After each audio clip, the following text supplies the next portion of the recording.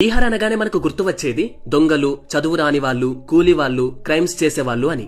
కానీ మీకు తెలియని బీహార్ ఒకటుంది. ఒకప్పుడు ఈ బీహార్ లోనే నలంద, మిథుల, తెల్హారా, విక్రమ్శీల అనే టాప్ యూనివర్సిటీస్ ఉండేవి. ఇవే కాదు, మగధ సామ్రాజ్యం, నంద సామ్రాజ్యం, ఆ తర్వాత మౌర్య సామ్రాజ్యం ఈ నేలను ఏలాయి. అండ్ ఈ సామ్రాజ్యాలన్నిటికీ క్యాపిటల్ సిటీ అప్పట్లో పాటలీపుత్రం, ఇప్పటి పాట్నా. ఇవే అనుకుంటున్నారా? ఇంకా ఉన్నాయి. చాణక్యుడు అర్థశాస్త్రాన్ని, అదే ఎకనామిక్స్ ని రచించింది ఇక్కడే. మ్యాథ్స్, సైన్స్ విజ్ఞానుడైన ఆర్యభట్ పుట్టింది కూడా ఇక్కడే. సిద్ధార్థుడు గౌతమ బుద్ధునిగా మారింది కూడా ఇక్కడే. బుద్ధిజం స్టార్ట్ అయింది కూడా ఇక్కడే. India's first president Rajendra Prasad గారు పుట్టింది కూడా ఇక్కడే. అండ్ ఇండియాలో హైయెస్ట్ ఐఏఎస్ ఆఫీసర్స్ వచ్చింది కూడా ఈ బీహార్ నుండే. ఇలాంటి గొప్ప చరిత్ర గల బీహార్ నాశనం అవ్వడానికి గల కారణం చిన్న ప్రాంతంలోనే 13 కోట్ల మంది నివసించడం, క్యాస్ట్ డిస్క్రిమినేషన్, చదువు సరిగ్గా లేక ఆపర్చునిటీస్ లేకపోవడం, కనీసం చేతి నిండా పని కూడా దొరకకపోవడం.